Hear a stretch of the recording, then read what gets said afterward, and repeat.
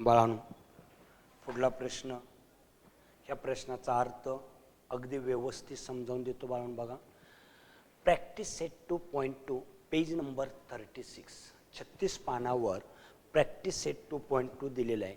त्यातील प्रश्न पहिल्या प्रश्नातली गणित सोडवून देतो. ओके बाळांनो.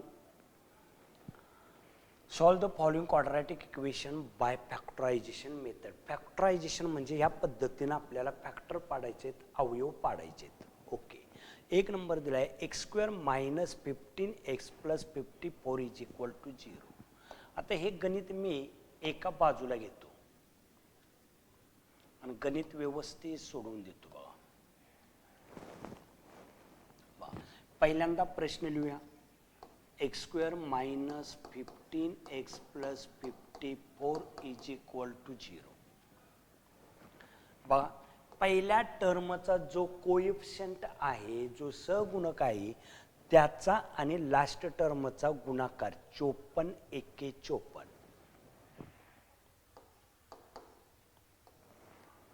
त्या 54ला साइन कोणतं द्यायचं, तर हे अधिक चिन्ह द्यायचं. त्याचं फॅक्टर पाडायचा, अवयव पाडायचं, मूळ संख्या घ्यायच्या म्हणजे प्राईम नंबर घ्यायचं बाळा. बे 2 4 1 राहिला, बे 7 14, 3 न भाग जातोय, 3 9 27, 3 53, 3 1 1. ओके, आता गुणाकारानं दोन ग्रुप तयार करायचं, दोन गट तयार करायचे की जेणेकरून त्या दोन गटांची बेरीज वजाबाकी 15 आली पाहिजे. मग कोणत्याही संख्या कोणत्याही संख्येशी लावा. बघा, 15, 3 त्रिकन 9, 3 दुनी 6, 6 आणि 9, आपल्याला 15 मिळते. 6 9 15 आलं पाहिजे बस. आता मध्यम पदाचं जे चिन्ह आहे, वजा चिन्ह आहे, ते काय करायचं, मध्यम पदाचं चिन्ह ह्या दोघांपैकी मोठ्या संख्येला द्यायचं आणि याला काय द्यायचं, तर ह्या दोन चिन्हांचा गुणाकार, वजा अधिकचा गुणाकार वजा असतो. म्हणजे आता या दोघांची बैजिक बेरीज किती आली, वजा वजांची बेरीज करणे, वजा चिन्ह देणे, ह्याला म्हणायचा मिडल टर्म. मग ह्या 15च्या ऐवजी ह्या दोन संख्या घ्यायच्या. पहिला टर्म आहे तसंच, त्यापैकी कोणतीही संख्या पहिल्यांदा घेतली तरी चालेल. -9x + 54. बघा आता काय करायचं.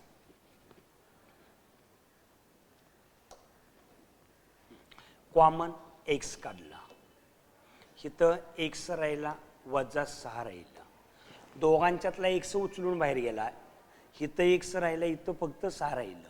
आता इथं कॉमन जर आपल्याला काढता येत नसेल तरी पण x फक्त आत राहणार आहे. मग x आत राहत असेल तर 9 कॉमन काढला पाहिजे.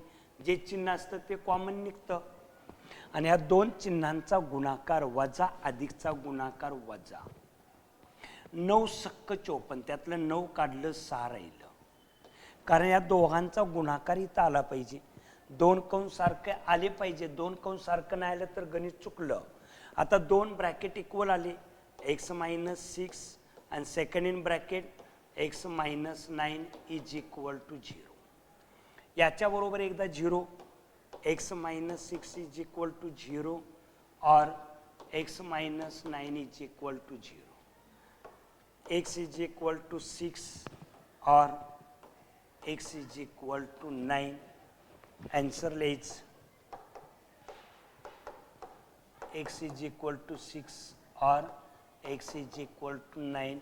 और दुसऱ्या पद्धतीनं काय देणार तुम्ही, the roots of the given quadratic equation are 9 and 6. हे दोन रूट आहेत. ओके, प्रश्न नंबर 2. आता 2चा फॅक्टर बघा, 2चं गणित सोडवून देतो.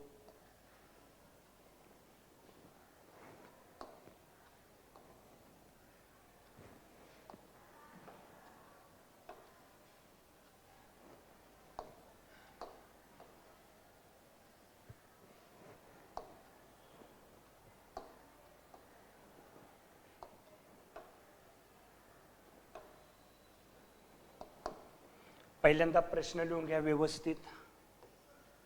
X square plus x minus 20 is equal to 0. इथं 1, 20 एक्के 20,